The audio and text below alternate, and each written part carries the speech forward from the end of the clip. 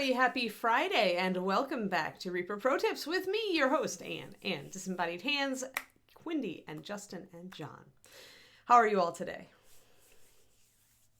It is morning. It is a morning. Oof, with a capital M. Friday? I'm pretty happy that it's Friday, yeah. Because we're going down to Carmel, so I get fun vacation Friday. Hello. Hello. It's the peoples. It's all the peoples with all the Sophie hype. Thank you.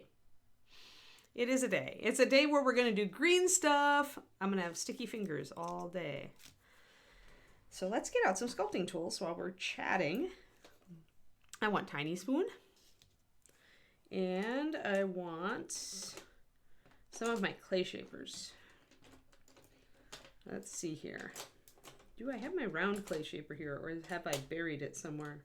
That is the question. Or has David stolen it? This happens. I'm not completely paranoid. Ah, there we go. Yes, I have my round clay shaper. The most useful one I find is the taper point. And you want the, or is this the right one? Yeah, that is right. The kind of oval one. And then the other ones are of different, utility depending on what you're doing. All right, let's see here. What else do I want? I want maybe my pokey, a long pokey thing, which actually I haven't used, but I might want it for these feathers. So I'm going to grab that and maybe big spoon and a chisel. So of the little chisel and giant spoon.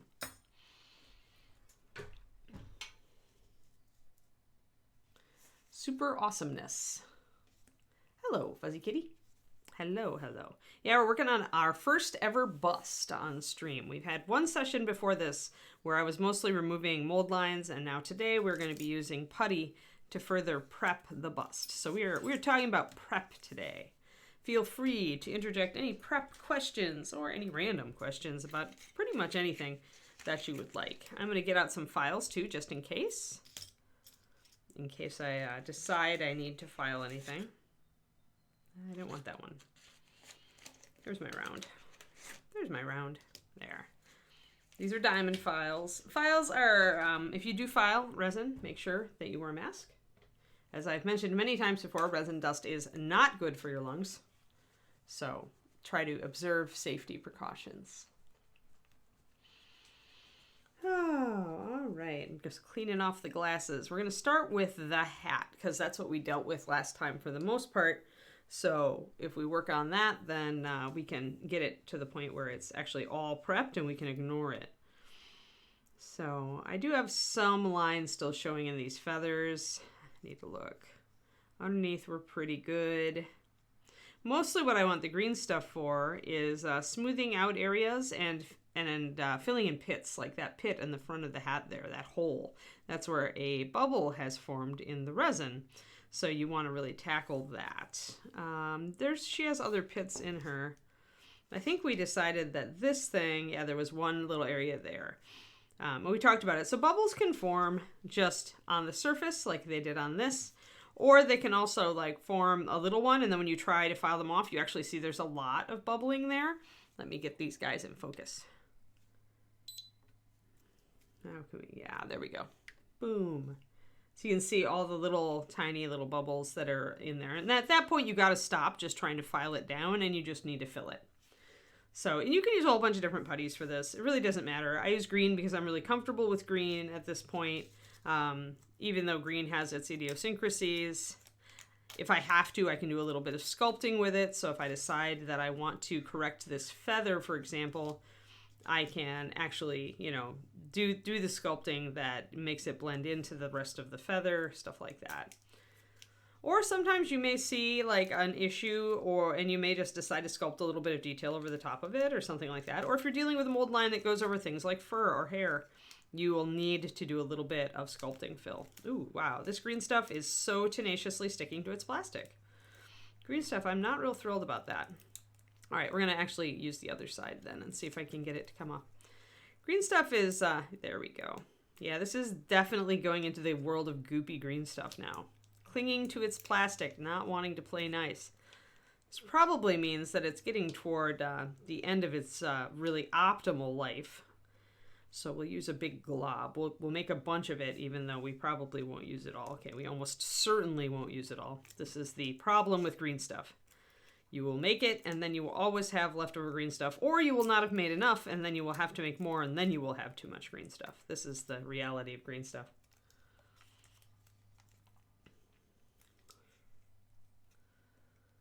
So we'll take a glob, and if you are planning on blending in like anything, like if you're trying to go over a mold line that was somewhat recessed and you really need to blend in the green to the surrounding flat area, you want to put just a little bit more yellow than blue in there. Don't go significantly more, or it may not cure correctly. I'm going about like this. So not terrifically, it's more like a 60-40. Bob and Julie said don't go too yellow or you won't get a cure. So I am going to listen to the masters and be smart. We'll put our green stuff aside. Be careful when you put your green stuff down. Put it on something that it's if it sticks to it, you can get it off of. Do not put it on your wooden table. I use a glass desk, so that's a little bit better, but I still try to put it down on a plastic bag or a sticky note or something where I don't care if it trashes it, because sometimes if it's oozed out of its plastic, it will have a moment where it attacks your surroundings. Green stuff is like that. So yeah, there are other putties out there. There's the ultrafine milliput. There's Aves epoxy sculpt, which I used to really love.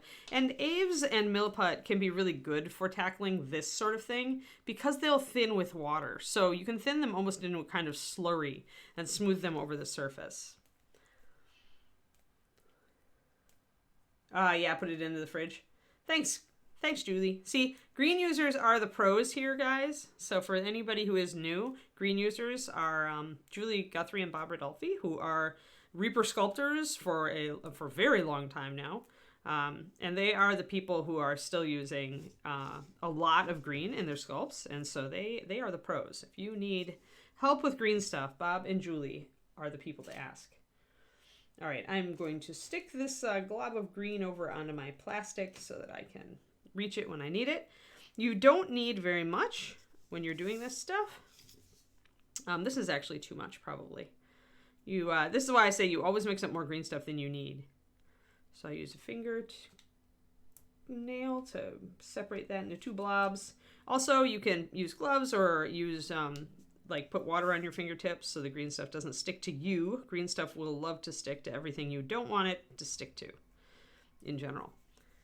So I often will put some water on my fingertips. Make sure you don't get water on the surface that you want it to stick to. When I'm trying to do a smoothing thing, where I'm trying to smooth green stuff into a surrounding smooth surface, I use my taper point tool.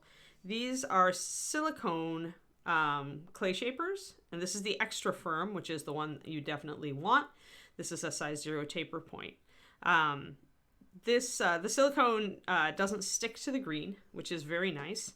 And what I like about this one, I'm going to put water on it anyway, is that I can roll it and generally roll out the green to either side by rolling the tool, and it helps to blend it in. So I've got a lot of water in there. I'm going to take some of that water off. Just grab a Kleenex and just kind of touch the edge and take a little bit of that water off when you've got huge puddles.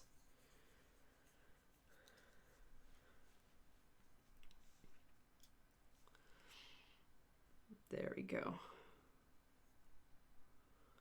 So essentially if you need to do this kind of blending work where you're blending the green into the surrounding surface, this was the thing that caused me like the most headaches for the longest time. But it's really important to work with it when it's fresh, like right after you've mixed it, because that's when it's at its most pliable. When it starts to set up and get a little hard, then it's not going to want to stretch out to the extent that it will just kind of seamlessly blend in with its surroundings. So that's why for all the blending work we're going to do today, I'm going to be using this like while it's fresh, quickly.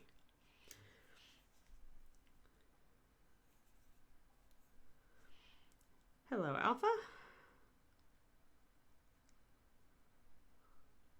No worry, if it was a link, we barred them anyway, so nobody saw what your wrong copy paste was. So I'm just pretty much pressing this down and pulling it out, rolling it and rolling it until I get a nice blend into surrounding area. I don't want to be able to see the edge, so I'm actually pressing quite hard to try to get this to just kind of smooth down to where it's almost not there. Now, if I want to, I can also use a metal tool for this, but it tends to leave more tool marks because it's a harder tool. It'll tend to leave more tool marks, so you may have to like move it and smooth it and putz with it a little bit more. But a metal tool can sometimes enable you to spread out this green a little bit more efficiently at the very edge where you want it to get really thin, because you're able to put more weight on it than with the softer tool that the silicone is. But if you do it this way, you'll probably find that you do have some tool marks at the end, and that's where that silicone clay shaper can come in really handy.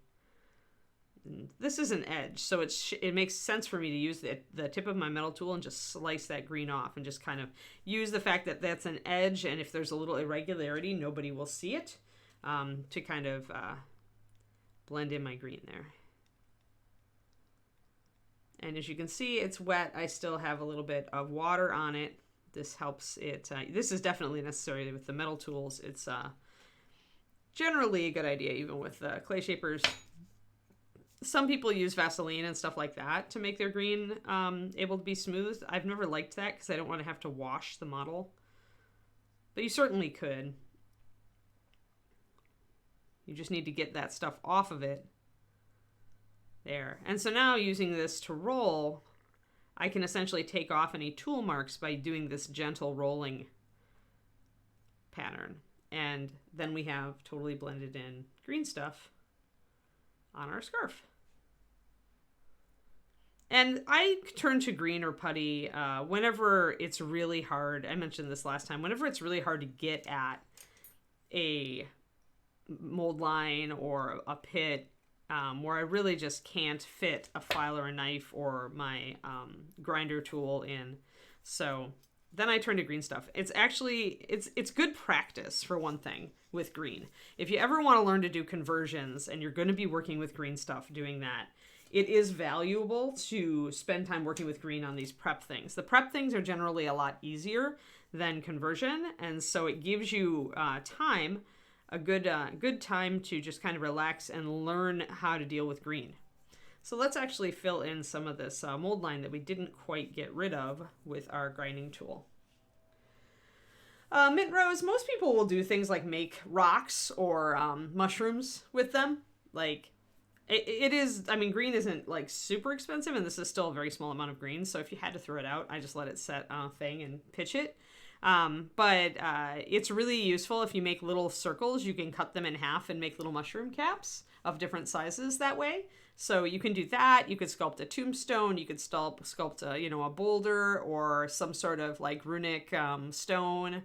Like you could just sculpt it on plastic and then let it set and put it in the fridge. As Julie says, you can pop it right off of there and apply it to a base. So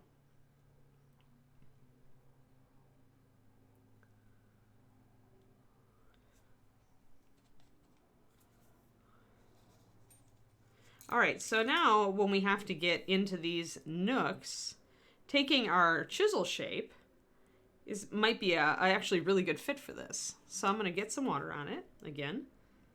And the nice thing about the chisel shape is it'll let us get this green press down into these little recesses, which is what we want so that we can disguise this mold line. Might have a little bit too much water, but I might be okay. And this is really easy because all you have to do is follow the shape that's already there. And again, if you get to the edge of the feather, you just have to grab one of your metal tools and kind of wick this off. Boom. And I just touch it to my ball of fresh green over here and do it that way. How am I holding the tool? just like a pencil. Like I'm just rolling it like this. Roll, roll, roll, roll, roll, roll. It's a pretty gentle motion and doesn't really, you know, it's pretty soft. I'm not pressing down a lot when I do it. Yeah, cool, Alpha. We're happy to have you back. Boom, boom, boom. I am going to pat these down a little bit because I don't want these to have really stiff, like really above the rest of the sculpt peaks. So this is where we're going to start spreading out the green stuff because we are putting extra green in here. So after I pressed it down to get it kind of set up to do what we want to do, I'm going to use this chisel tool because it's got a flat side, and I'm going to start spreading out this putty. And then when I go back to redo these little dashes that I put in, because you can see they've gotten kind of compressed and they've kind of like sausaged together here. But then when I take this back in, it's more flush with the top parts of the feathers. So this tool is really good for these. It's good for hair on busts, I would say, if you have the same problem, if you've got a mold line through hair. But I don't think this is quite strong enough to do really fine hair marks on a 28 millimeter figure if the hair is sculpted really finely, like old Werner Klock hair. If you've got 3D sculpted hair, you may be able to use this tool to kind of do this kind of thing, because those locks tend to be a bit more deeply sculpted, a bit more roughly sculpted, not as fine. And I'm going to use this, and I'm pretty much just using the tip of the tool to pull out this putty and blend it into the surrounding area. And if I see that I'm leaving any tool marks, I'm also going to press down and kind of erase those. And I'm just going to go back and forth with this and pull the putty further along the feather until I can blend it in smoothly all over the place. If I want to introduce like an extra groove, I can also split one of these in half with this tool and suggest extra, feather if I wanted to putty over this entire thing. So you can do a little bit of sculpting here if you want to. Like if you wanted these feathers to be more fine and have more and not have as big striations, then you could put green over both sides and just redo them. Actually, I'm mostly doing forefinger, and this is how I hold a brush, War Shadow. So I'm mostly using my thumb and forefinger to rotate, and I'm supporting on the middle finger. But that's exactly how I paint with a brush, so I'm just adapting it. If you find that eventually you're losing mileage and it's not blending in as well as you want with the silicone tool because it's just not hard enough, you can take something like a shallow spade tool like this, or like my tiny spoon, and you can come in and kind of tamp it down. I'll use the bigger one since a lot of you don't have tiny spoons at home. And this will just let me press a little harder. The silicone is just going to have a limit to how hard you can press it. So it's going to have a limit to how much you can blend in this area. And as you can see, I've got a lot of water on the surface. Morning, HM.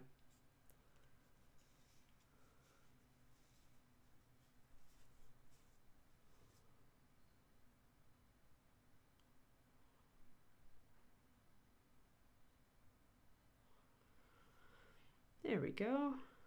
So yeah, wherever you need to like really press down hard on something to get it to blend in, then switch back to your metal tools from the silicone. And some people are just more comfortable with the metal tools. And then if you need to smooth things like over the top, like you have texture that your metal tools have left, then you go over the top with your roly taper point to kind of blend things in. Or if you find that you've got some roughness down in these areas, you can gently use your chisel point to just kind of smooth that.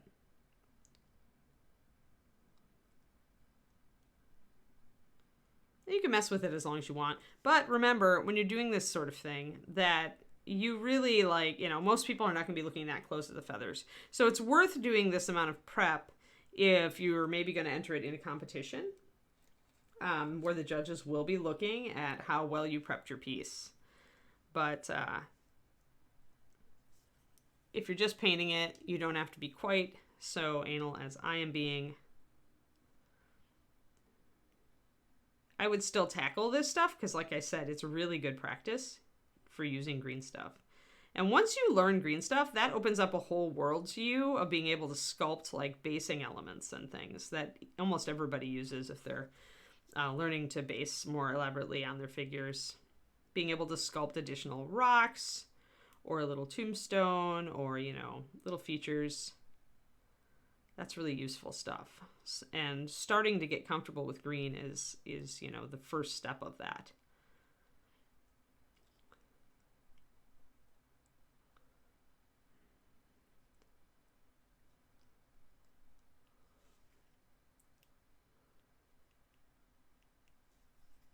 There we go. Another thing is if like you ever see detail that seems really deep, like the quill here on the feather, if it stands out too much, you know, you could take a knife over the top of it or a file to cut it down, or you could put some green on it and make it a little wider and blend it in. Green has lots of uses.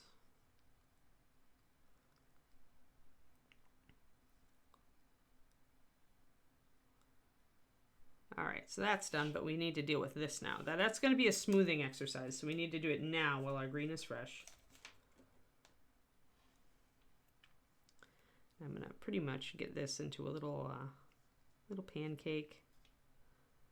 Get it off of my finger. And I think I'm going to start with this. You want to start with like big flat spoon, giant mega spoon. Again, dip it in the water a little bit. There's like a little puddle of water. See that? Just a little bit of film of water on this. That's what I want. And smoosh it. Oh, not enough water. If it sticks to your tool, you do not have enough water. Smoosh it down.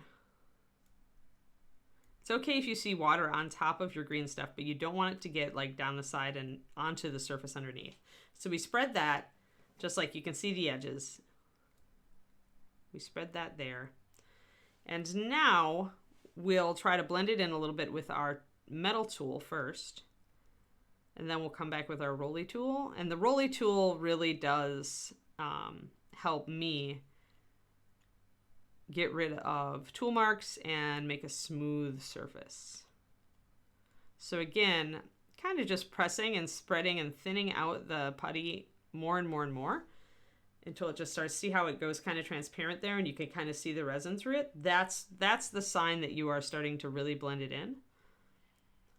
Pay attention to the amount of water that you're getting, that you have on your tool. Make sure you've still got some water on it because you really don't want to pick up, if you lose your water, you really don't want to pick up the edge of your green stuff and stick it to your tool. That's not good. That kind of defeats the purpose.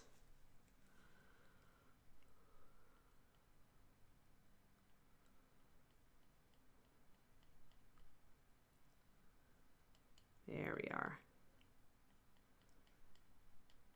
So I think that this character is actually the same one as we were painting in 28mm. Am I right? This is Angelica. Like, this is Angelica. This one is Captain Fairweather, but I kind of assumed they're the same person. Ah! They have slightly different outfits, but then, you know, no pirate has to wear the same outfit from day to day. I was just curious if they were the same person, same character.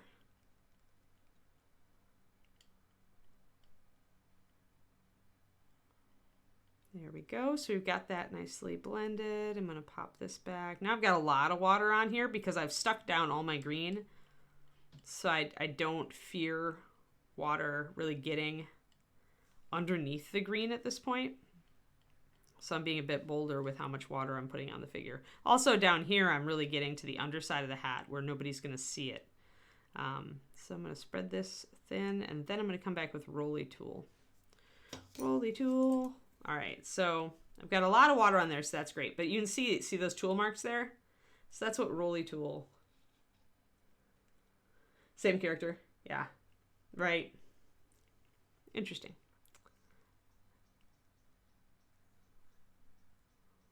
We still have to decide what colors to make this bust. So Rolly Tool will enable us to just roll all these lovely tool marks off. And I'm not using a lot of pressure here. Probably no more than I'd use for like a pencil to write something.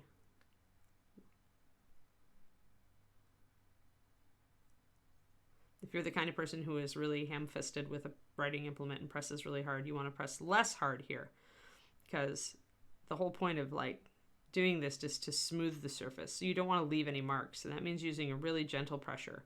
There's still pressure because you want to smooth out any marks that are there. So you have to press a little bit, but you don't want to press very much.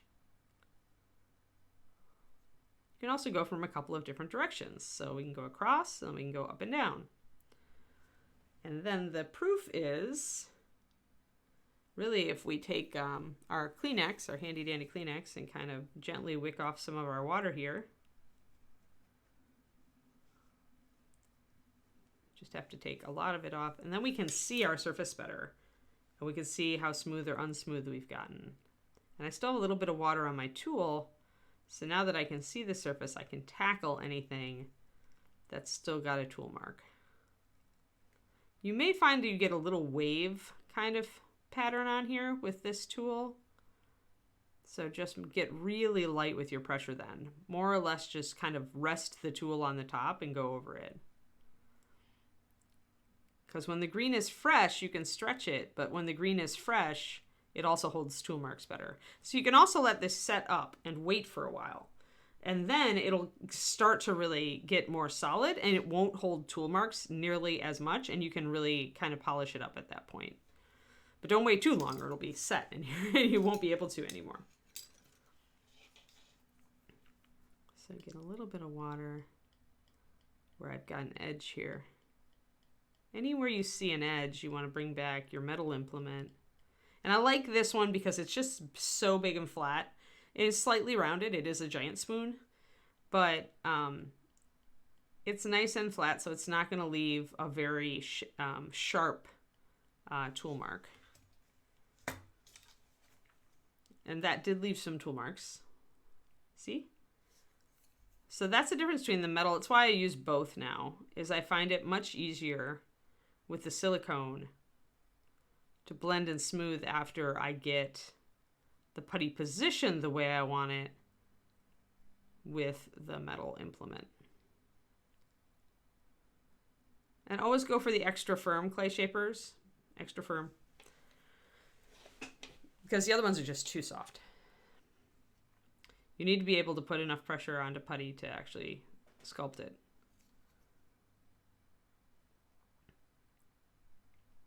Now you can sand green, I believe, once it's cured. So if you did want to use some sanding stuff on this, you could, because it's not, if you're ever producing greens for vulcanization, like for actually to be put on mold, never ever do that. Don't cut your greens or sand them or otherwise disrupt this skin that's forming, because the skin is kind of what protects the model during vulcanization. So if you disrupt that, you can get some bad stuff happening.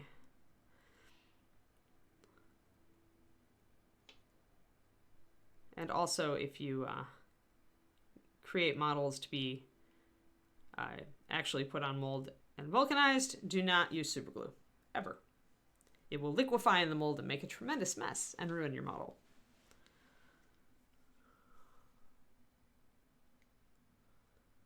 All these things I have learned from listening to Kevin complain over the years at Reaper.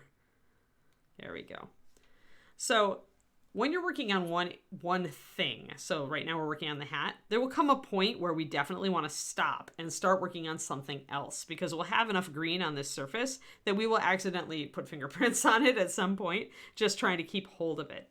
So I'm going to stop and kind of look. I think that pinhole on the crown of the hat might be the last big thing, because I think this is fairly smooth here. So I might prime it and kind of assess then if I need to do anything else.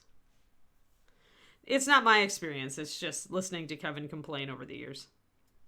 There was one sculptor who always used super glue, and essentially Kevin is like, if he does this one more time, I will not handle any more of his models. So we stopped using that sculptor. Ah! All right, so that fell down. So you can take your little tool and pick it up and smook it onto that. Now that's probably too big of a piece of green. So if you do that and you're like, oh my gosh, that's way too big, I don't need that much green, just take one of your smaller tools. Tiny spoon actually is really good for this, but any relatively small spoon is good. And just kind of slice off half of it and put it back on your green ball. Ball o' green. Then we're going to use this tool. Actually, this is our shallow spade, and I call it a shallow spade because I also have a very wide spade, which is better as a cutting implement. It has more of an edge. I have a couple of those actually. But I like this one a lot, again, because it's kind of a gentle curve and it doesn't leave a lot of tool marks, so it's easy to clean up after I use it. And we're just going to go right over that little heat pit. And I'm going to kind of stretch out the putty. Oh, don't have enough. So that happens when you don't have enough water on your tool. And I had water up there. I just didn't have water on the part of the tool I was actually using. So I can go over to my putty ball and I can kind of get that off usually by just sticking it onto there. This is why with metal tools, I will often take a scalpel once the green is set, and I'll go over the surface, just scrape it over the surface to take off any little green particles that may be sticking. Because once they're there, they will stick to more green particles if you try to use that tool again. So you always want to inspect your tools, make sure that you have cleaned them up and kept them clean. Using a bit more water here.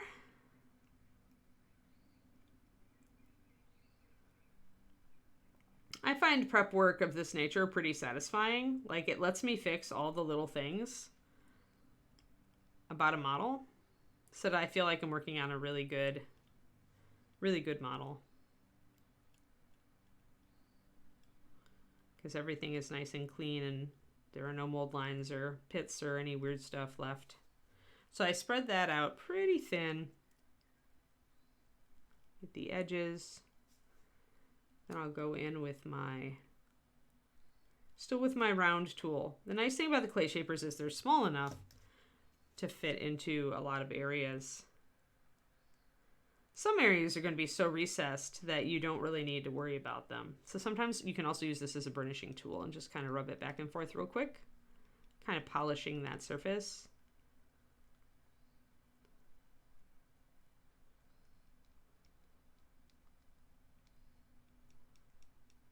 With a recessed area like this, sometimes it won't matter that much. Like if it's between the legs on a model or the underside of a greatcoat or something like that where it can't really be seen, you don't have to make it absolutely perfect. But here, this being the front of the crown of the hat, you will see it. So Tiny Spoon lets you get into very small areas, but Tiny Spoon being metal also will leave tool marks. Sometimes I'll bring Tiny Spoon in just to get that edge. If there's like one part where the edge hasn't really smoothed in, I will use Tiny Spoon to just try to grab that small part of the edge so I don't have to grab a huge tool, maybe mess up stuff.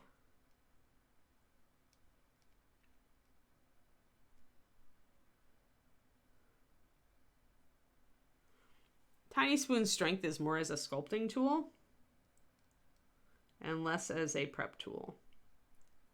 Because most of the time I'm looking for bigger for a prep tool to smooth things in, not to sculpt fine detail. I'm trying to erase fine detail on my putty after I put it down.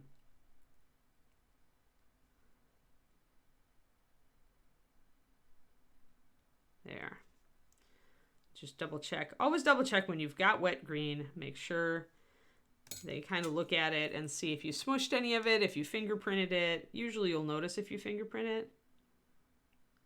But just kind of check it, because you know it's easy to just accidentally hit it and smush part of it or create a finger texture. So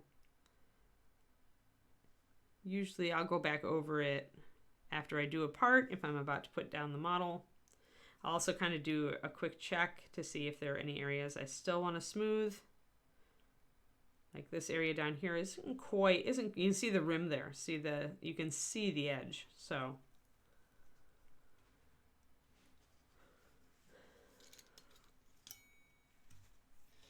I'm going to bring Tiny Spoon in for this job, because there's just a little area here where I want to pull the green a little more transparent and disrupt that edge. See now? You can't see the edge anymore.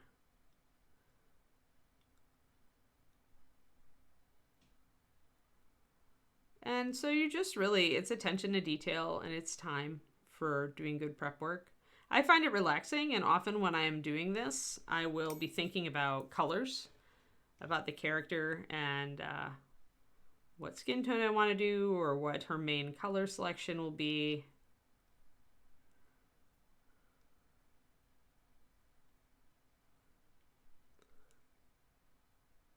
There we go. Smooth that in. Excellent, excellent, excellent. I think we're good with the... Oh, wait, no, we're not. There's a big, big problem. Remember the big problem? That. Easy to miss it because, you know, it's the top of the hat. You're not really looking at it. But this sort of recessed, huge mold line is exactly the sort of thing that Green Stuff excels at. Hey, Crowley. Because you can't really get a knife in here. You really can't get a file in here. You might be able to get one of the electric drills in. This might help, but it is recessed, so it's harder to deal with. And so for me, when it comes to something on the inside of a fold that's a big, nasty problem, I will always reach for the green. The green is going to hide that super fast and with a minimum of fuss. So let us get, there's the ugly, ugly mold thing. Let us get our green while it is still a little bit pliable. Get a nice big clump of it. Kind of pay attention to where you're putting your fingers now, because we have a lot of areas on this that are wet green. Wet with quote marks. We still call it wet even though it's not really. I definitely, you know what? I'm going to try to use this pointy tool that I got. It's a tapered pointy tool. I've never used it before, but this might be the ticket because it can make such a fine line. So I may be able to roll it just like my clay shaper and smooth this in. Yeah, actually that's working really well. Pokey tool. All right. Now I don't need to worry about all of this, and I don't want to create a big area that I have to smooth in. So you don't want to really keep going up the sides. Now the reason that you might keep going up the sides is if you can spread the green all the way up to the brim, you can kind of cut it off there. If you can cut off your green where you're turning a corner, you don't have to work to smooth it in nearly as much. So that would be an advantage to going all the way up. But otherwise, I don't want to have too much smoothing work here. So I'm going to cut it off. Not the best tool for that, but it was there. It was in my hand, so I used it. I did get a little green stuck to my tool, so I'm going to put this down and just clean that off while it's easy to do so with my fingernails. Also remember, guys, green is not non-toxic, so make sure after using it to wash your hands before you eat anything or do things like that. And try to avoid sticking green stuff to your animals for the same reason. They don't know, and it's not good for them to eat it. So,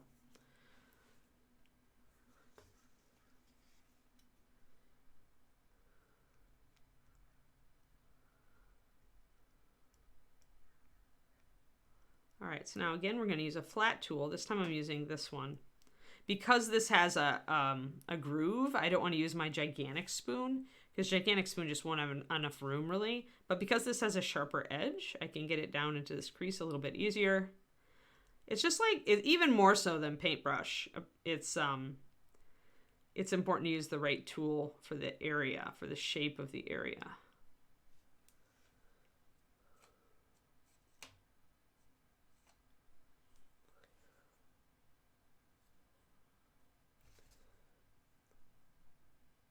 I have so much stuff to do. We're leaving town at like 3:45 today. So I need to have a lot of stuff done by then. Doing a fun weekend trip.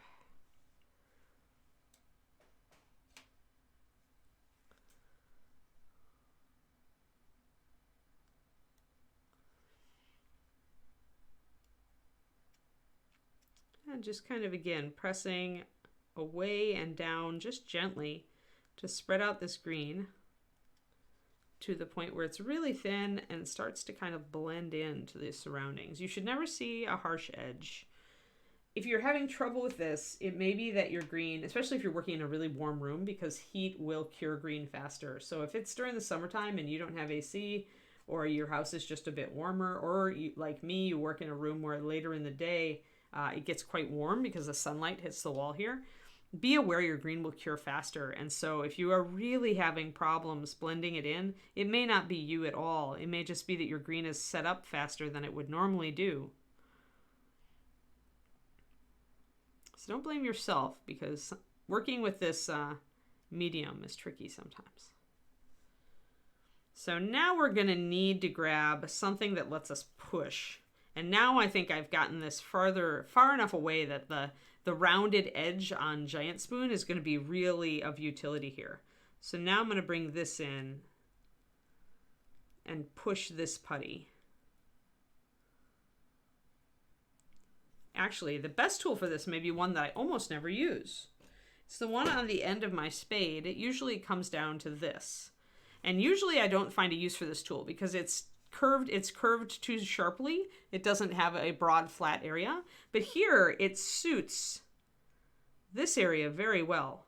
So actually I think this may be the first time that I've actually gotten use out of this shape of tool, because I wanted something with a rounded tip so that I could push the putty that way. And I needed something metal because it wasn't going to be harder to spread it out thin if I didn't. I'm going to turn and change my angle. Again, watch out for your wet green on other parts of the model. It's not a deal breaker if you touch it, but you're going to have to go back and repeat your work, and you're going to have to do it pretty quick as your green is already starting to set up.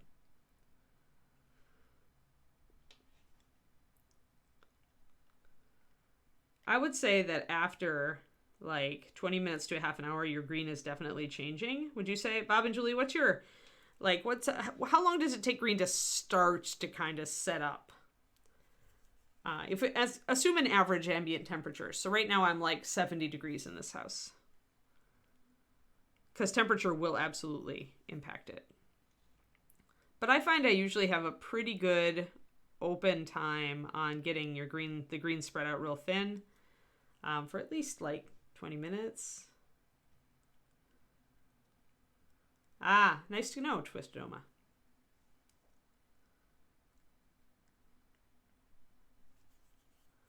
All right, now we're going to take our taper point. But yeah, after a certain point, you will no longer find it easy to push the green stuff to the point where it's very thin and blends in nicely. So you kind of got to work it while you can. And then when you're past that point, you find a use for your remaining green stuff.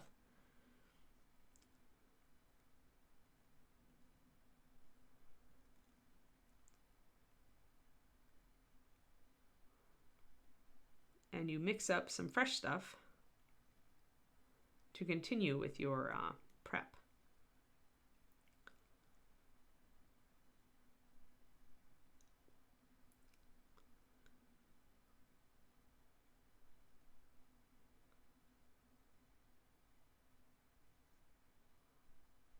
There we go. And again, I'm rolling it, and I'm just using it to push the putty a little bit toward the bottom. And I'm trying to kind of roll it around and smooth it out as much as I can down here. Again, it's not an area that is really looked at a lot. You know, it's off to the side and it's inside the hat brim. So you want to get it decently prepped, but you don't need it to be absolutely perfect. You just need it to be pretty good. And again, you could take some sort of file or sanding stick and get it a little smoother if you needed to. If you really find that you're bad at smoothing things out, you can always consider popping on some detail. Like instead of doing this over here, we could have just sculpted another ribbon or a seal or a button or something like that. If you have better sculpting chops than you do smoothing chops, you can do that. Oh, thanks, Max Styles. 22 months. I almost have to sing. 2 more months. Now, I do have another small hole right there. I probably can get that much out of my putty. But my putty is setting up quick. So since this is on an edge, I should be able to do it. Now we have to avoid the lace, of course. So now we're really running out of places to hold this. Now it might be time to grab it here. Grab it through the crown and grab it there. That's a nice solid, because you have to be able to hold it, you know, firmly so that you can get this stuff to work. Work its magic. Keep it away from the lace. You can push it up against the lace. That's an edge you just don't have to worry about smoothing in because you're up against a surface. And you can cut off the top because you're up against the hat brim. In fact, there's another hole I just saw back here. So I'm going to just put this excess green right back there if it'll let me get off the tool. There we go.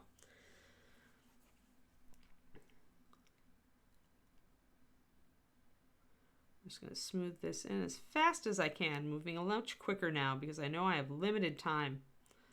And again, watching where I put my fingers, because now I have wet green all over the place. This is rapidly becoming a filled with peril model where you have to really watch where your fingers are resting.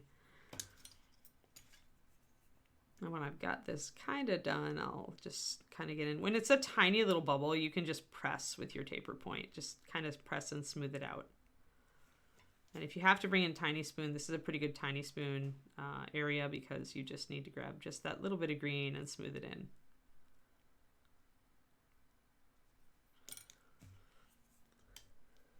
Ah!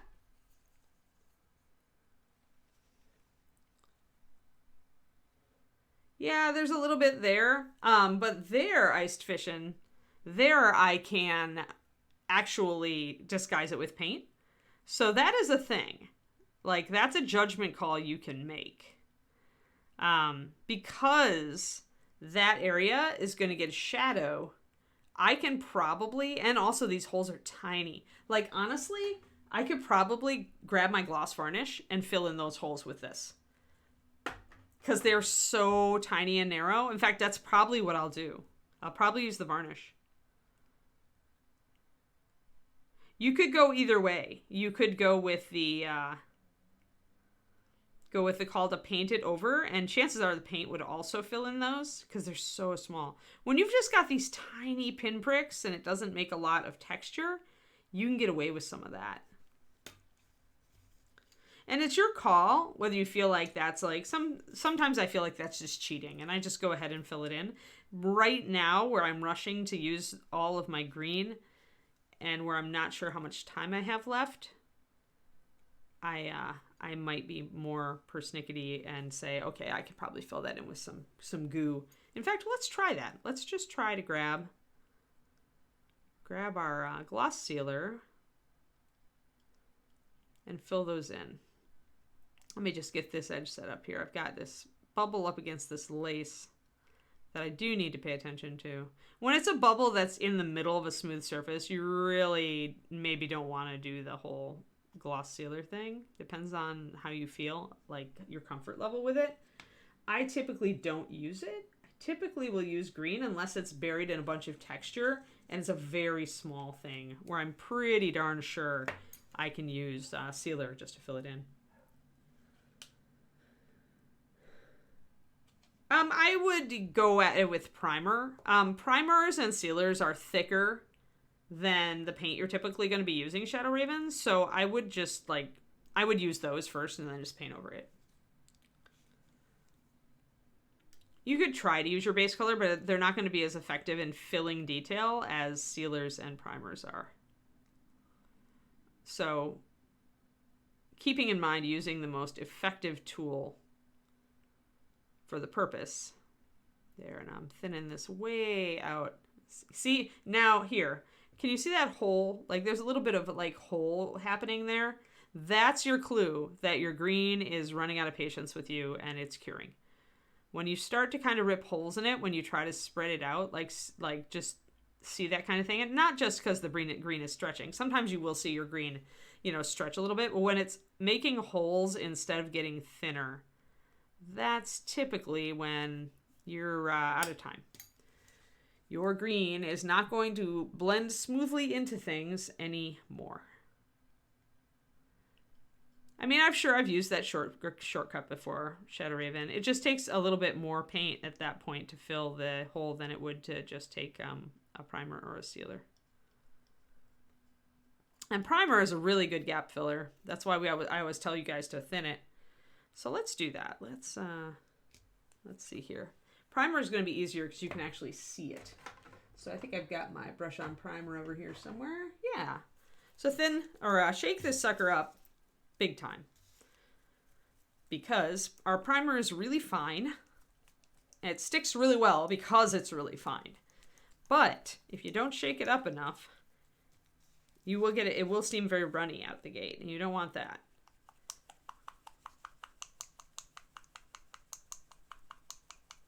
All right. That looks pretty good. I'll be able to tell. Let me grab. I do need a palette. Oh no! I left my palette because I was like, I'm doing green stuff today. One sec.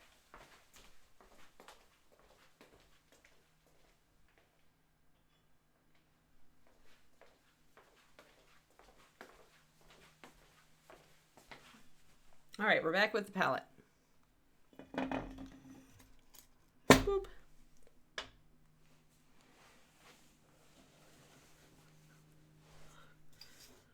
Get all my stuff. I've got all this crap all over on my tabletop here. So what your primer should look like as it comes out. I always check to see if I can see the agitator bead. So let's see. Yeah. Primer should be thick and goopy. See how it formed that ball? Thick and goopy, a little bit thicker than paint. It should take longer. It should sit up. The drop should kind of sit up and not flatten out like paint does. So if yours doesn't look like that, shake more. I'm going to use an expendable brush because primer has chemicals in it that normal paint does not. So I don't see the point in using a really good brush with it. I'm going to pretty much start with it full force on this part. Let me make sure I'm not putting my hands anywhere that I put green stuff. This is a real challenge at this point on this. And I'm going to grab a glob and just kind of, you guys see those two little holes there? I'm just going to glob it in. And I'm going to take some water, get just a damp brush. I'm kind of squeezing the water out of it. Feather it in on the sides. So kind of thinning the primer at the edges so that I don't get a clumpy edge. Just adding a little water and spreading it out thinner, like so.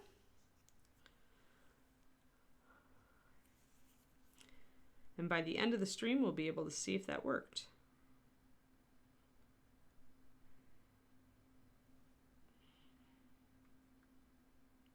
There. So we blended it in. It should fill that really well and really easily. It's just, at that point, it's drying time. It's just patience. All right, I think that's everything. And thanks for pointing out those pinpricks along the feather ice fishing. And we'll put this over here gently to let it set. And we're also done with this. So we can put this over there and let that set. And if you have like a light that gives off a little bit of heat, a desk lamp or something, you can put it down a little bit closer to your green stuff and it will help it to cure faster. Don't want to get it too close because you don't want to blister the green. If it gets too hot, the green actually will blister. So now that you've done this, this primer sticks to everything. And if I don't want it to stick to my palette and make it impossible for me to clean, or at least not without a ton of elbow grease, I will grab a drop of water in my brush and I will run it around the outside of that drop of primer. I have now created a water barrier that's going to keep the primer wet until I'm done and can clean my palette. And I still have fairly thick primer in the middle, so if I do need to grab more primer, I've got it. Little trick for you. Well palette life hacks. Hashtag. I am going to grab my knife and take down this big chunk of resin on the top of her head. Whenever you've got a big rough vent point that's going to be covered up anyway, if you put the hat on, which we are, you can just use a knife. And you don't need to use a mask when you are using a knife to really get big resin chips off. If you start scraping and producing dust, that's when you need to get your mask. But I mean, you're not going to inhale a giant chunk of resin, so generally, not unless you're really trying hard. And there are easier ways to screw up your body that are a lot more enjoyable, so, you know. Resin bits, collecting all of them so I can toss them in the wastebasket. If you want to not use the hat and you want to use just this up here, you'd have to fill this in with green anyway. So you may as well use it to just kind of touch up the whole area. Oh, I was going to also... and we need to add tops to these little buttons. They were mold points. Ah, and the flat thing. Yeah, that's right. Okay, let's do the flat thing with some of our leftover green. So the great thing about this is now it's too late to blend in green. But I can put a thin layer of green over this entire thing and just cut it off at the edges. And that will work fine, I think, with my green's remaining pliability. So I'm going to grab a nice big chunk, which also lets me use more of my green. Plop it on there. Oh, that's way more than I need. Can you see? Green always looks like, it's always like, oh, I've got enough green. Oh, wait, I've got way too much green. That's always the inversion that happens in your head when you actually start using green stuff. And actually, I'll get out my putty catcher. That's the one thing that I didn't mention earlier when you asked, how do I use leftover green stuff? This is my putty catcher. I am making a little rocky promontory. And I'm just using green. Every time I have leftover green, I add some rocks or build up some stuff or do some texture on the base. So putty catchers are a time-honored tradition among artists who work with green. You always have leftover green. Sometimes you can do some things with it. Sometimes you can do others with it. So a lot of artists, Jason Wiebe was pretty infamous for this, would just start a gigantic sculpt and just add a little bit to it every day. So I'm going to flatten this out. And then I'm going to cut off the edge just like we had been doing. Just kind of using your metal tool to press down and scrape along the edge. We'll take off that excess green, and then you're going to probably have to take off even more of it in a moment. So that's there it is, the ribbon that we just cut off. Now I'm going to take, giant spoon is great for this, by the way. Giant spoon gives us the start of a smooth surface. And we still have enough pliability in our green that we can flatten it down and smooth it down. So let's smooth this out. And I've got a lot of water on this. And because I've got a lot of water on this, I can press and kind of rotate and do these little circles that are helping to buff out any texture on this surface. And it's big enough that I can do this, which is the nice thing about working with the bust. Now, we'll probably still have a little bit of texture kind of hanging around, but that's all right. I mean, most of the time when you see flat arms like this on a bust, you're going to paint them dark anyway. You're just going to paint them black and leave them. So you need the surface to just be smooth, but it doesn't need to be like perfect. It just needs to, you're going to paint it dark anyway, like on Noli there. That's kind of how you treat that stuff. Because you don't want the eye to go there. And when you're an artist, the way you signal to the viewer that you don't want them to look a place is to paint it dark. You're essentially giving them a signal that says, there's nothing to see here. This isn't an important part of the model. So you should look at the other parts of the model. This part is boring and there's nothing going on. That's what painting something dark translates to when somebody's looking at your work.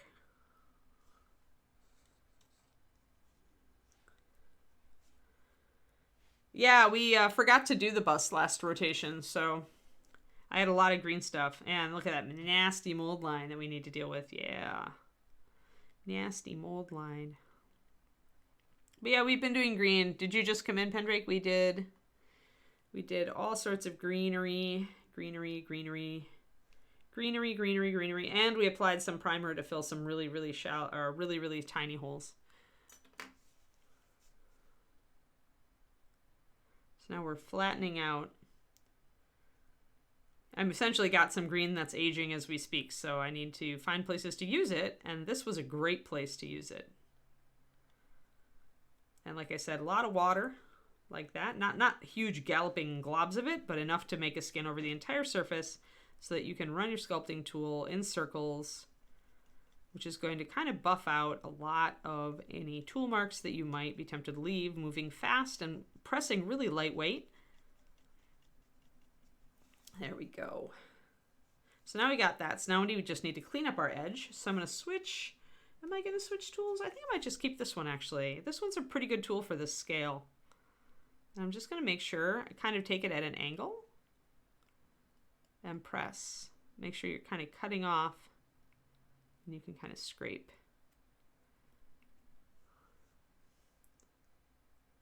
And the green is still pliable enough. And this is a good time to do this kind of work too, because as I mentioned earlier, as the green sets up, it holds tool marks less. So that means that you can do this kind of thing and get it almost like perfectly smooth with not much effort, and it's not going to fight you. Whereas if you were trying to do this with fresh green, it would actually be more difficult because the fresh green would want to pick up all the tool marks. Any tool mark you wanted to give it, it would hold. So it's really key, and this is something I didn't learn when I was first starting to use green. I didn't have anybody really to help me at that point who knew how to use it. Pardon me, I just need to, my green stuff is attacking. I must keep it from attacking. There we go. Green is that kind of thing. It will attack you. It's not very obedient that way. There. My green ball got out of control. But yeah, that's one thing that nobody explained to me when I started using green stuff. They didn't explain to me that there are some things that work better with green if you wait, if you don't use the green right away. That was key, like realizing that there were definite best times to like work with green and best things to do at certain times. Like watching, I think it was when I was watching Werner when he came to America for the 1 year. He taught Marika and Jennifer Haley and I to do faces and hair, and realizing that he let his hair set up for like 15-20 minutes before he made the shapes in it. Like before he made any of these shapes, he would just put like this hair. If he was doing this hair, he would just put a big snake of green and he would leave it. And then he would come back and start making waves and sections. And then he'd leave it. And then he'd come back with an X-Acto knife and make super fine strands. So green stuff is good for different things at different times, at different stages of its curing. It will fight you if you try to do the wrong thing at the wrong time. Yes, exactly. This is black. Move along. Exactly. You got it, Braze. It's so true, though, right? Especially with miniatures. So yeah, this is going to be painted really dark. And now I'm going to use just Big Spoon to kind of pull. Now I've got this thin green all around this arm. I'm going to just use it to kind of pull down against the edge.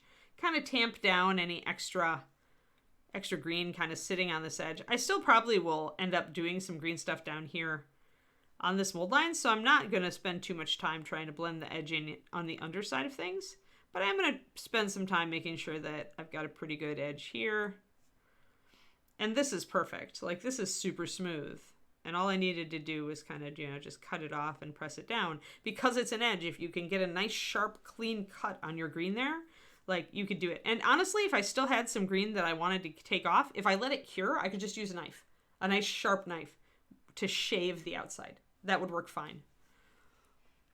So let's actually, I think this might be, it might be too firm to respond to Rolly, but it might. Actually, it might be okay. So we can use our Rolly, our taper point clay shaper, again, to try to smooth this out.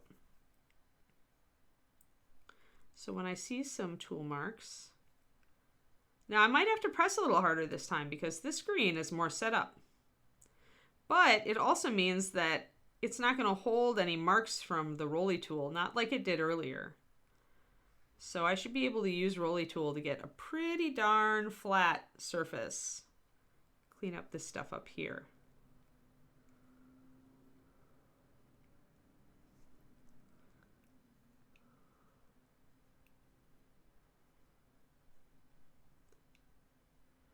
And I can also do kind of a circular motion like I did with Giant Spoon. Very, very soft pressure to just slowly get a really smooth area.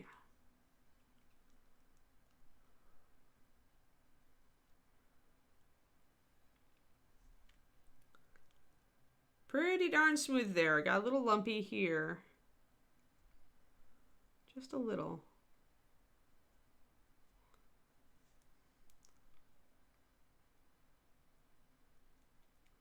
Very light pressure here.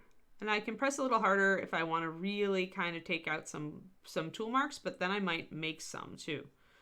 Because it's still green stuff. It's still pliable. We were still able to spread it like this. So it still will hold tool marks. It's just you have to be more determined about it. It won't be as flexible either at this stage.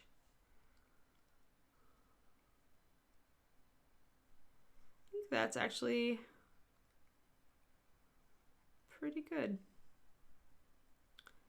You could sit here forever. I mean, it's a big, broad surface, so like you could, there we go. I think that's pretty darn good. You could certainly spend a ton of time trying to get the perfect smooth surface. And again, this is not wasted time. This is practice. Like learning how to make a nice smooth surface on this arm is going to help you when you're trying to make a smooth surface when you're sculpting a cape or a loincloth on a model.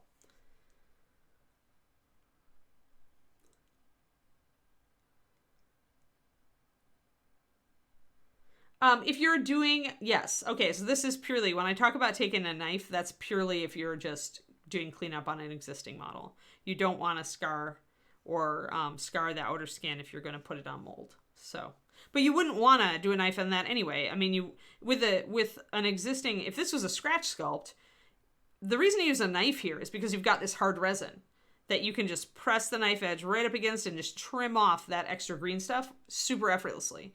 That's not the case if it's all green. Then it's all soft. You've got none of the hard resin to kind of brace against to cut off that edge. So that's why that wouldn't even be like a thing you would consider doing if you were doing, there we go.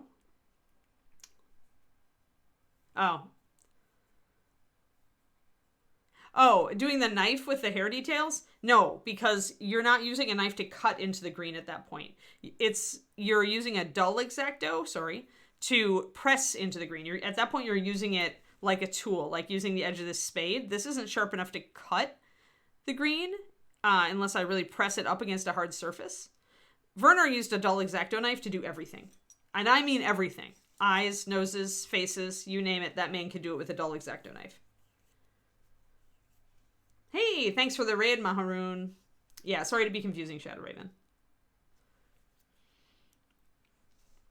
Yeah, so when I talk about using, like he would also use a dull X-Acto to do scale mail. Like he could whip out a scale mail like vest on somebody in like 20 seconds. It was insane to watch.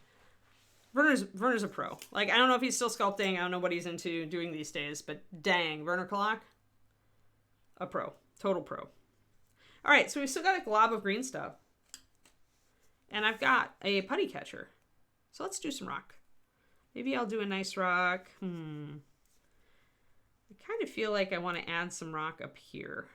Like I feel like I want to cover up that part with like to build out my rock. And I think this is soft enough to do it. But I kind of like the shape of that too. I don't know, I haven't decided. Like I like the three-dimensionality and having the hole under there too and the archway. Like I can put a little critter under there. So maybe we'll just do a rock on the front. So okay, rocks are easy. Rocks are super, super duper easy. Let's do a rock. Blob. We'll just do one rock and see. We might turn it into more than one rock. For doing rocks, you want a spade tool. Any old spade tool will do. That's if you want sedimentary rocks, which I tend to like the most. Although you technically could do like granite and stuff like that.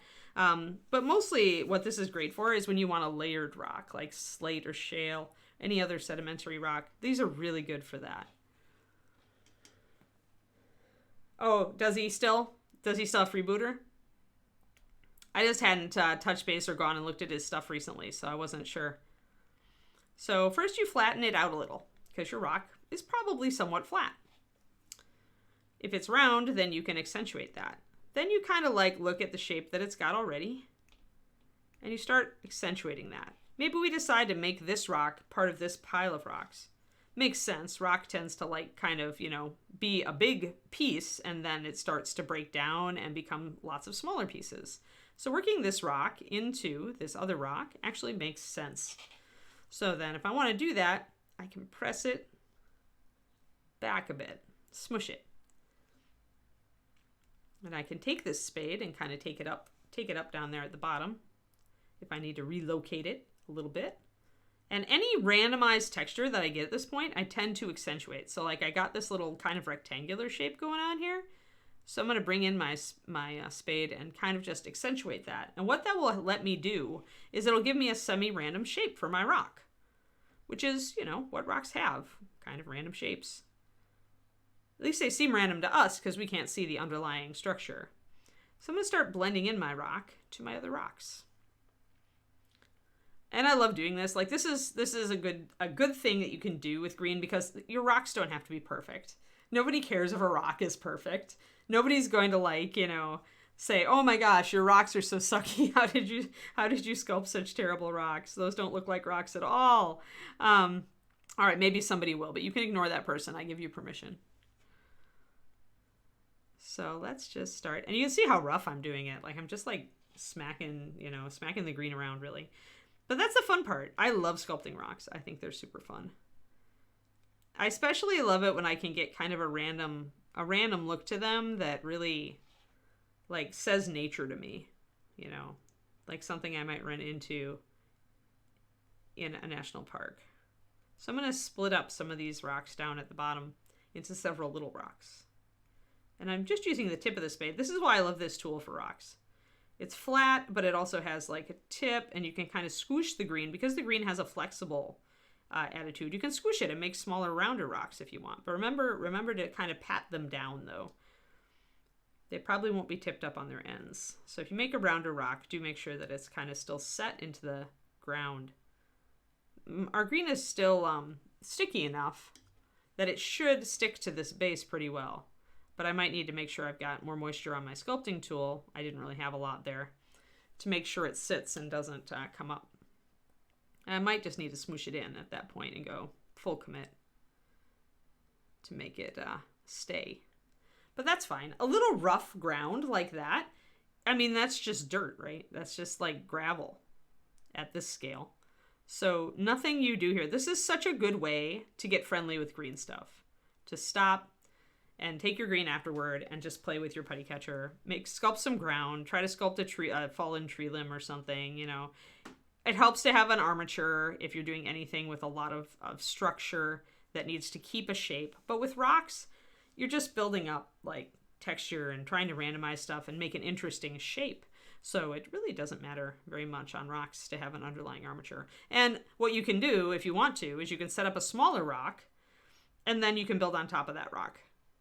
And that becomes your armature. So right here, I've got a place where my old rock was, where my new rock is coming up. And what I can do there is I can accentuate a crack or a fissure, which is kind of fun. And it also lets me kind of squish that green stuff up against the other rock and throw the base around because, I can.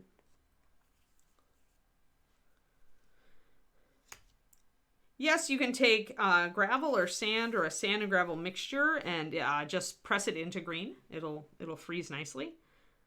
I tend to like to use sand and gravel a little bit more toward the end once I've got kind of a texture built up, and then I'm going to work some gravel and sand into it. But yeah, you certainly can just embed stuff in your green stuff. Like it's an adhesive, so go for it. I have a spider. 1 second. The spider is just as scared of me as I'm of it. And David's not here to save it. That's why it's scared. David will carefully take spiders and transport them outside. I do not want them in my world, and I am much more impatient. You stay over there, spider. Do not hang out with me. Like, I'm not Miss Muffet, okay? I swear that spider went, ah, at the same time I went, ah. Stay over there. It is just, why are you coming back? I am not that interesting. You don't want to be here. Yeah, you really don't want to be here now. It came back, guys. It wanted its doom. I know spiders are good and they eat other bugs, but they do not need to climb like my stuff. You don't mean embed stuff, you mean just use it as a stamp. Yeah, you could do that. I keep a couple of rocks around that I've used to embed stone texture before. Cork is also a great thing. If you've got the big chunky cork, it'll make a great stone texture.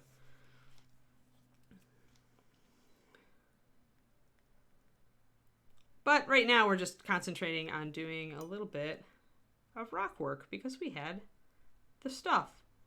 And it's useful, and it's what you do when you've got green stuff left over.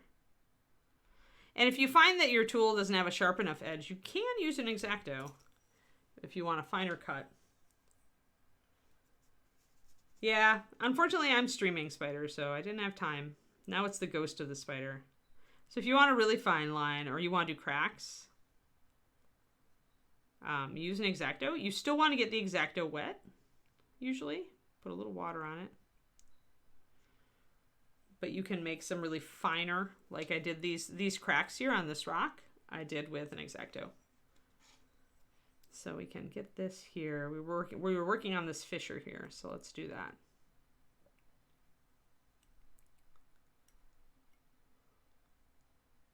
And all these little kind of canyons and fissures and deep cuts that you make, you can use later by, making mushrooms or long grass or flowers or little, sprouty trees or animals. Any of that stuff can come out of one of these. So if you decide to dig a cave, they can always be useful for little Easter eggs. Now my green is really starting to set up to the point where it doesn't want to stick to anything. See, it's coming up really well.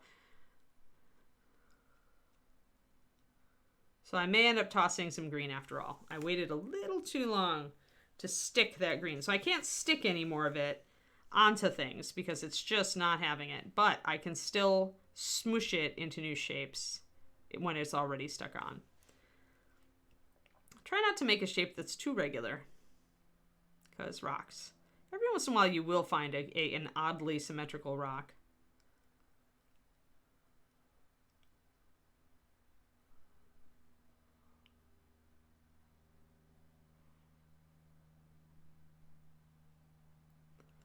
And be sure to flatten up your edges a little bit here and there.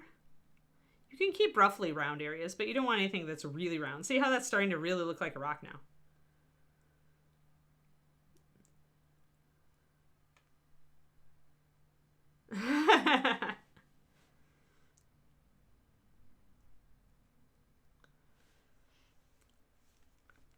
I think the funniest thing was when I went, ah, the spider stopped and kind of went, ah.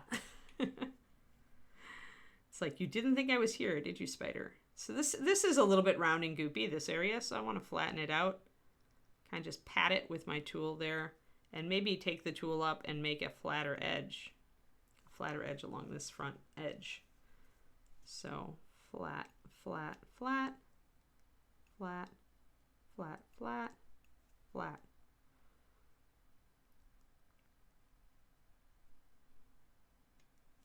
And yeah, you can definitely, like, if you want to, like, if you're trying to do, like, a sand or gravel appearance, you can take a pokey tool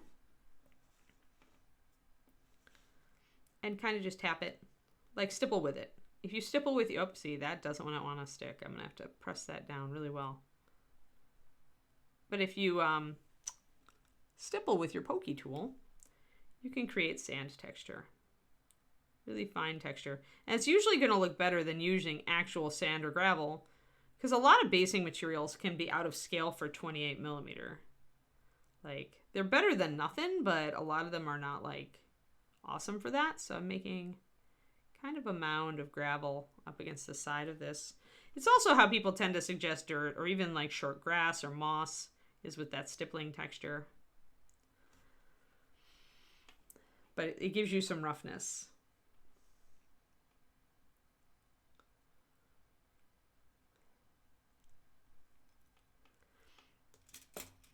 Yeah, whenever you see an interesting rock, like if it has a really cool texture on it, it's definitely a potential stamp. Let's use tiny spoon here to press down and flatten out the edge there. I find this stuff really relaxing, like the whole rock sculpting thing. Like I said, it's a really good way to practice green. I think it's such a good way to practice green because assuming you put the green down when it's still like moderately fresh, you get to work with it as it hardens, and that gives you a sense both of how long you can work with it and what kind of texture you can introduce on it as it sets. So you get an understanding of like, okay, when's it best to do this? When's it's best to do that? So even though it seems like we're just futzing around and making a rock, it's still pretty educational and valuable. And I think I want a crack. I sometimes will use the edge of tiny spoon instead of my X-Acto knife if I see like kind of a fissure where I want to accentuate a crack in the stone. And I'll just accentuate that along the top, because it's definitely crumbly in some areas here, so it makes sense that it would be crumbly in others. And like I said, you can do an X-Acto knife for this too. I just use tiny spoon. They both have pretty good, narrow edges, so.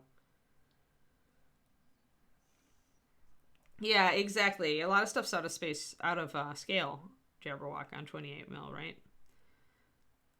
It's the best thing we had to hand, but now that people are getting more aware of scale, a lot of people are reaching for more realistic effects. I think that's why texture pastes have gotten more in vogue too. So do a little bit of crunchiness here on the front of the rock.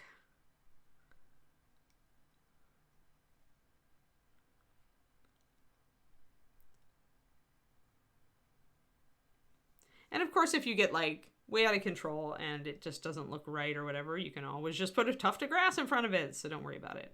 Don't stress. The point of working with rocks and to learning to sculpt like rock and stone shapes is not to like freak out and do it perfect. It's just to get the experience and, learn to get more comfortable with green stuff.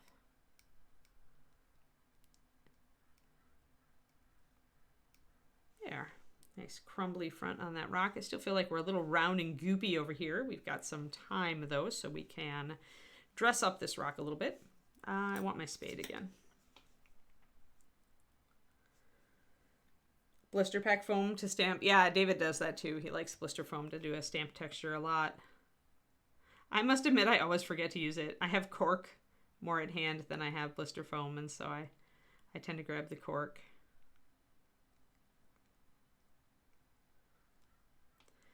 Set up another ledge here, make some indentations. I reapplied some water so that I could get more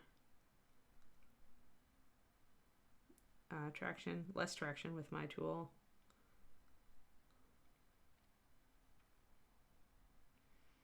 I'm going to make a little bit of a recess down here also.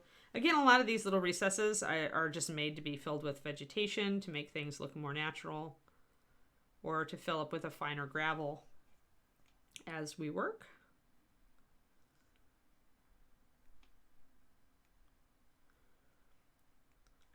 There'll be a point when I'm just like, all right, we've done. The other thing this is doing is giving us a chance to, for our green to set. Oh no, hey, I get to show you how to fix something.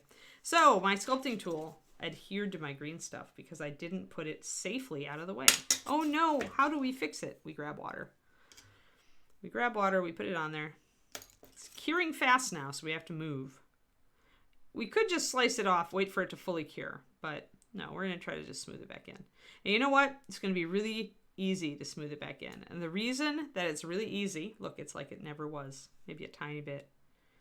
The reason it's really easy is that our green is so set up now. It wants to go back in position. It doesn't want to retain any tool marks if it can help it at this point. So just smoothing it back down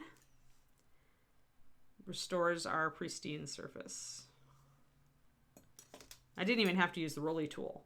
Like, that is something you won't see normally, right? When your green is fresh, this will leave tool marks. We saw them earlier.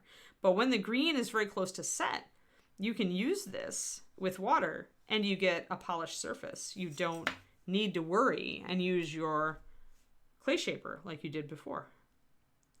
I love it when I screw things up and I can show you how to fix it. So many people would have screamed and like been horrified if they'd done that.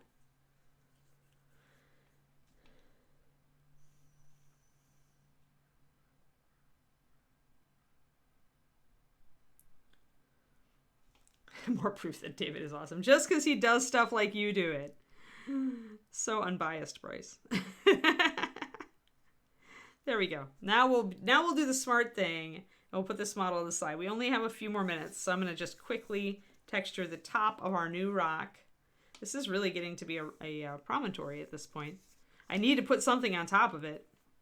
I probably need to choose a model for it and then sculpt a stone that will fit that model, just to kind of enlarge this area and make it something that would fit better. So that's a thought. All right. Yeah, I need my spade tool. Spade tool and a little bit of water. And let's just kind of make some texture. Stippling with the kind of blunted end of this to bring out a little bit of texture on this stone. Make it more irregular. And then once I've got some irregular texture, just bringing it in and making it a little more purposeful. It's, humans have trouble doing truly random shapes and stuff. It can be very difficult for us because we naturally seek symmetry. And so if you want to do random, make yourself do like a fast stipple or something else that you can do without really paying attention that will create some random artifacts. And then double down on those random artifacts. And that's how you get a naturalistic looking thing. Instead of something that's a little too artsy.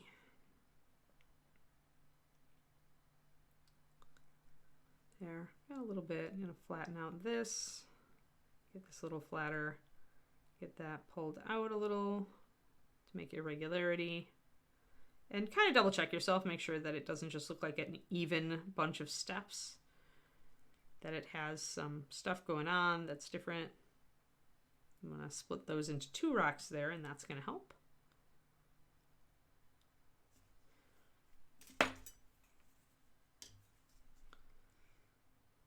Ooh, that's a lot of water. All right, again, where's my... Let's have a Kleenex nearby because I can always just dab it and take off all that excess water. Because water is great in the early stages, but then later on, it really keeps you from seeing the details you're trying to put in.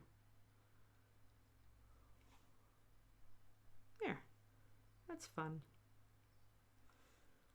There, that's nice and now we've got another rock and some like edges. And yeah, these are a little rough, but can mess up a little bit. Do a couple of quick passes. Try to make things a little bit more random, and there you are.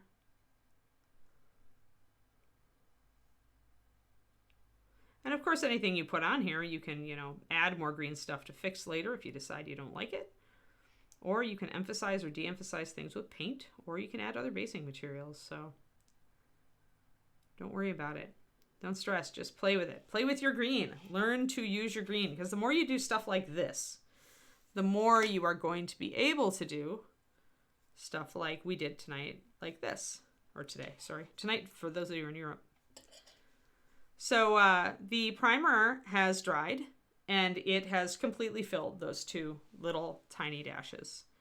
So it's going to be just fine. And we'll be able to prime it and paint over it just fine. And the primer is going to put an additional layer like spray primer or airbrushed primer, depending on what you do. It's going to put an additional layer to seal those 2 little pits that we did.